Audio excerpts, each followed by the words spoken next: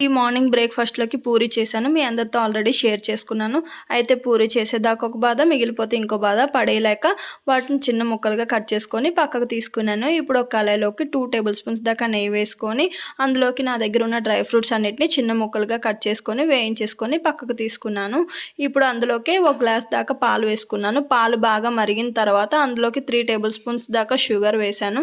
Sugar కంప్లీట్‌గా melt అయిపోయిన తర్వాత ఒక టేబుల్ స్పూన్ దాకా యాలకుల పొడి, అలాగే 1 స్పూన్ బాదం పౌడర్ కూడా వేసుకున్నాను. బాదం పౌడర్ అన్నది ఆప్షనల్ అండి. ఫ్లేవర్ కోసమే వేసాను. నచ్చితే వేసుకోండి లేదా స్కిప్ చేసేయండి.